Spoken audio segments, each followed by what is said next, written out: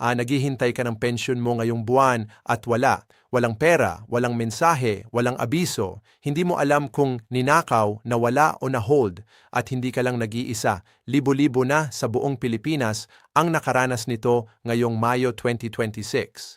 Natuklasan na ng SSS ang problema at nagpatupad na ng bagong patakaran na direktang nakakaapekto sa bawat pensioner sa buong bansa. Kung hindi mo mababasa ito at hindi ka kukumilos bago mag-Mayo 15, 2026, ang susunod na pensyon mo ay maaaring ma-hold ng walang babala. Makinig ng mabuti. Ipinaliwanag namin ang lahat sa video na ito kung sino ang apektado, kung ano ang kailangang gawin at kung paano mo ito maiwasan ngayon mismo bago pa mahuli ang lahat. Full script, 15,000 characters. Para sa 15-minutong video, naghihintay ka ng iyong pensyon. Maingat mong tiningnan ang iyong account sa umaga. Wala. Tinawagan mo ang bangko. Wala raw dumating.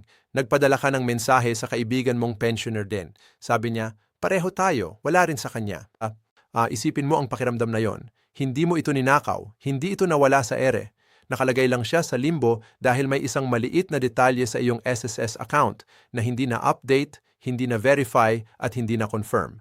At ngayong Mayo 2026, ito na ang katotohanan ng libu-libong pensioner sa buong Pilipinas na hindi pa nakaalam na apektado sila. Ngayon sa video na ito, pag-uusapan natin ang lahat ng kailangan mong malaman. Hindi lang isang mabilis na paliwanag kundi ang buong larawan. Kung bakit nagpatupad ang SSS ng bagong patakaran. Sino ang mga apektado, kung anong mga bangko at account ang kasali. Kung anong mga dokumento ang kailangan at kung paano mo maiiwasan na maging kabilang sa mga pensioners na mararamdaman ang epekto ng pagbabagong ito. Huwag kang lumayo at huwag i-save for later dahil sa video na ito, ibinibigay namin sa inyo ang impormasyong talagang kailangan mo ngayon mismo. Simulan natin sa pinakaimportanteng tanong, bakit nagbago ang SSS? Bakit ngayon? At bakit kinakailangan pa ng lahat ng pensioners na dumaan sa prosesong ito? Para maintindihan natin ang buong sitwasyon, kailangan nating bumalik sa ugat ng problema. Sa nakalipas na ilang taon, natuklasan ng SSS ang isang malaking issue sa disbursement ng buwanang pensyon. Hindi isa o dalawang kaso ang pinag-uusapan dito, libo-libo. Ang mga pensyon ay napupunta sa mga account na sarado na sa mga bangko na na-merge na sa ibang institusyon o sa mga account number na hindi na umaangkop sa kasalukuyang sistema ng pinansyal. Yung resulta, ang pera ay bumabalik sa SSS. Tinatawag itong bounced disbursement. At kapag nangyari ito, ang proseso ng pag-recover ng pera ay matagal, mahirap at nakakapagod para sa lahat. Para sa pensioner, para sa bangko at para sa SSS mismo. Ngayon, isipin mo ang lolo o lola mo na naghihintay ng kanilang monthly pension para makabili ng gamot o ang retiradong magulang mo na gumagamit ng pension para sa bayad, kuryente at pagkain ng pamilya. Para sa kanila, ang isang buwan na walang pensyon ay hindi simpleng abala. Ito ay tunay na krisis. At ang SSS sa pagkilala sa problemang ito ay nagdesisyon ng kumilos ng maaga. Ayaw nilang hintayin pa na maging malaking problema ang isang bagay na maaaring malutas ng maaga. Kaya naman ngayong Mayo 2026, opisyal na ang bagong patakaran ng Social Security System. Lahat ng kasalukuyang pensioners at ang mga malapit ng mag-retire ay kinakailangang i-verify at i-update ang kanilang bank account details sa SSS system. Ito ay hindi optional. Ito ay sapilitan at may takdang panahon. Ang deadline ay Mayo 15, 2026. Kaunting araw na lang mula ngayon. Kaya kung hindi ka pa kumikilos, ngayon na ang tamang oras. Ngayon, pag-usapan nating maigi kung sino ang mga pensioners na pinakaapektado ng bagong patakarang ito. Una, ang mga pensioners na ang nakalagay na bangko sa SSS file ay isa sa mga bangko na sumailalim sa merger o acquisition sa nakalipas na ilang taon. Sa Pilipinas, may ilang institusyon sa pananalapi ang nagpasok sa proseso ng pagsasama at pagbabago ng operasyon. Kung ang iyong account ay nasa isa sa mga apektadong bangko na ito at hindi mo na-update ang iyong impormasyon sa SSS, posibleng hindi na aktibo ang account sa kanilang sistema kahit aktibo pa ito sa bago at pinagsama-samang bangko. Pangalawa, ang mga pensioners na nagbukas ng bagong account o nagpalit ng pangunahing account sa nakalipas na 3 hanggang 5 taon. Maraming Pilipino ang nagbukas ng digital bank account sa mga nagdaang taon dahil sa convenience. Ang mga bangko tulad ng GCash, Maya, Sabank, Tonic at iba pa ay naging popular lalo na sa panahon ng pandemya nang halos lahat ay lumipat sa online at cashless transactions. Kung ang iyong pangunahing account ngayon ay digital bank at hindi mo pa ito nakaregister sa SSS bilang iyong disbursement account, kailangan mong gawin yon ngayon. Pangatlo, ang mga pensioners na hindi pa nakapag-enroll sa SSS Pensioners e-card or sa anumang online disbursement platform ng SS. Ang e-card ay isa sa mga inaalok na channel ng SSS para sa mas madali at mas mabilis na pag-receive ng monthly pension. Kung hindi ka pa nakapag-enroll, ito rin ay maaaring makaapekto sa iyong kakayahang matanggap ang iyong benepisyo ng walang abala sa darating na mga buwan. Pang-apat, ang mga pensioners na nakatanggap na ng notification mula sa SSS pero hindi pa nagagawa ang pag-update. Marahil ay nakatanggap ka ng SMS or email na nagpapaalam na kailangan mong mag-update ng iyong banking details. Pero dahil sa pagkaabalahan sa pangaraw-araw na buhay, hindi mo pa ito nagagawa. Kung ganito ang sitwasyon mo, tandaan na ang deadline ay Mayo 15, 2026. Ilang araw na lang bago mag-expire ang iyong pagkakataong maiwasan ang pag-hold ng iyong pension. At panglima, kahit hindi ka naman direktang nasa isa sa mga kategoryang ito, ang pinakamatalinong bagay na magagawa mo ay ang mag-double check ng iyong impormasyon sa SSS. Mas mabuting siguruhin at matuklasan na tama ang lahat kaysa mag-assume na walang problema at bigla na lang mawala ang iyong pensyon isang araw nang walang babala. Ngayon, pag-usapan natin ang pinakamahalaga at pinakasinadyang parte ng video na ito. Kung paano mo maa-update ang iyong banking details sa SSS. Ibibigay namin sa inyo ang step-by-step na proseso para sa dalawang paraan. Ang online na paraan at ang personal na paraan sa branch. Para sa online na paraan, ang gagamitin mo ay ang MySAS online portal na matatagpuan sa website ng SSS na sss.gov.ph. Kung hindi ka pa nakapag-register doon, ang unang hakbang ay ang pagpunta sa website at pag-click ng register o sign up. Kakailanganin mo ng iyong SSS number, isang valid na email address, at ilang personal na impormasyon tulad ng iyong petsa ng kapanganakan, apelido at iba pang detalye para ma-verify ang iyong pagkakakilanlan. Ang prosesong ito ay tumatagal ng hanggang 15 na minuto lamang.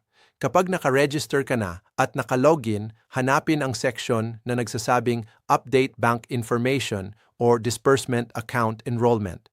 Mahahanap ito sa iyong account settings o sa dashboard ng iyong profile. Kapag nasa tamang section ka na, susundan mo ang mga hakbang na ito. Una, i-input ang bago mong account number at pangalan ng bangko. Pangalawa, i-input ang branch kung saan nakabase ang iyong account. Pangatlo, mag-upload ng proof of account tulad ng kopya ng iyong bank passbook, bank certificate o screenshot ng iyong online banking app na malinaw na nagpapakita ng iyong buong pangalan at account number. Siguraduhing malinaw at nababasa ang lahat ng detalye sa dokumento na iyong i-upload. Pangapit, i-review ang lahat ng impormasyon bago isubmit para masiguradong walang typo o pagkakamali. At panglima, kapag nasubmit na, hintayin ang confirmation message mula sa SSS na nagsasabing na-receive nila ang iyong request at kasalukuyang pinoproseso ito.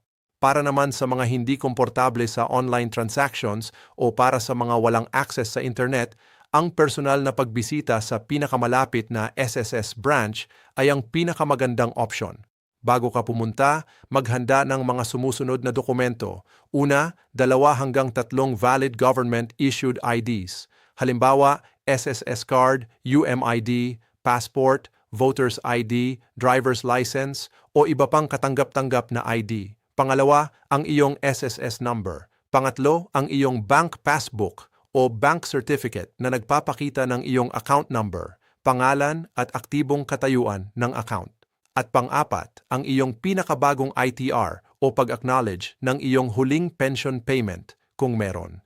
Pagdating sa SSS branch, pumunta sa counter na nagtitrato ng pension-related transactions, hihilingin sa o napunan ang isang form na naglalaman ng iyong bagong banking details. Siguraduhing maingat at maayos mong punuin ang form. At kung may katanungan ka, huwag mahiyang magtanong sa SSS personnel.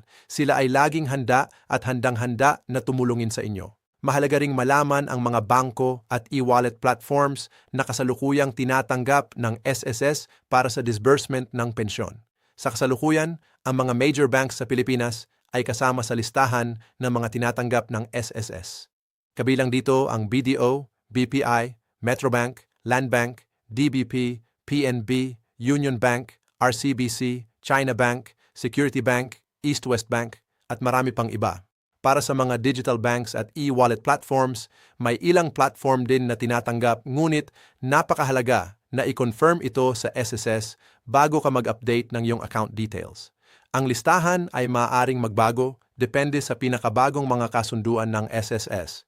Buwas sa mga financial institutions. Kung ang iyong pangunahing account ay nasa isang bangko o platform na hindi kabilang sa listahan ng mga tinatanggap ng SSS, ang solusyon ay simple lamang ngunit kinakailangang gawin agad. Magbukas ng bagong account sa isa sa mga accredited na bangko ng SSS at gamitin iyon bilang iyong pension disbursement account. Maaari kang mag-maintain ng iyong dati pang account para sa ibang layunin, ngunit ang pensyon ay i-reroute sa bagong account na tinatanggap ng SSS. Ngayon, nais naming sagutin ang pinakatatakot na tanong na nagtatanong ang lahat ng nanonood. Ano ang mangyayari kung hindi ko ma-update ang iyong banking details bago mag-Mayo 15, 2026? Ang sagot ay malinaw at kailangan nating harapin ng direkta. Kung hindi mo ma-update ang iyong banking details sa loob ng itinakdang panahon, ang iyong SSS pension ay maaaring ma-hold. Ibig sabihin nito, hindi ka makakakuha ng iyong buwanang benepisyo hanggang sa maayos mo ang sitwasyon at sa panahong iyon walang alternatibong paraan para matanggap ang iyong pera. Alam nating lahat na ang SSS pension ay hindi basta-basta karagdagang kita. Para sa napakaraming pensioner sa Pilipinas, ito ang pangunahing pinagkukunan ng pondo para sa kanilang pangaraw-araw na pangangailangan, pagkain, gamot, bayad sa utilities at iba pangunahing gastos. Ang isang buwan o 2 buwan na walang pensyon ay maaaring magdulot ng tunay na kahirapan at pagkabagabag para sa kanila at sa kanilang pamilya. Hindi ito parusa ng SSS sa mga pensioners. Hindi ito ginagawa para pahirapan ang mga matatanda. Ito ay isang kinakailangang hakbang para protektahan ang bawat sentimo ng inyong benepisyo at para matiyak na ang inyong pinaghirapan ay mapupunta sa tamang lugar sa tamang oras. Ngunit kahit ano pang maayos na intensyon ang nasa likod ng patakarang ito, ang epekto sa mga pensioners na hindi nakakaalam at hindi nakakapag-update ay tunay na malubha. Kaya naman ang mensahe namin sa bawat isa sa inyo ngayon ay simple lamang. Kumilos na ngayon, hindi bukas, hindi sa susunod na linggo ngayon, dahil ang Mayo 15, 2026 ay hindi na malayo. Kaunting araw na lang ang natitira para gawin ang isang bagay na makapagpoprotekta sa iyong buwan ng kita para sa buwan at mga buwang darating. Para sa mga nagnanais na gawin ito online, pumunta sa sssgv.ph ngayon at simulan ang proseso. Para sa mga gustong personal na pumunta sa branch, maghanda ng iyong mga dokumento at pumunta sa pinakamalapit na SSS office bukas pa lang. Huwag nang mag-antay pa. At para sa mga nakikinig na anak, apo, pamangkin o kamag-anak ng isang SSS pensioner, may espesyal na mensahe kami para sa inyo. Ang responsibilidad na ito ay hindi lang para sa pensioner mismo. Ang inyong tulong ay napakahalaga. Maraming matatanda ang hindi komportable sa online transactions.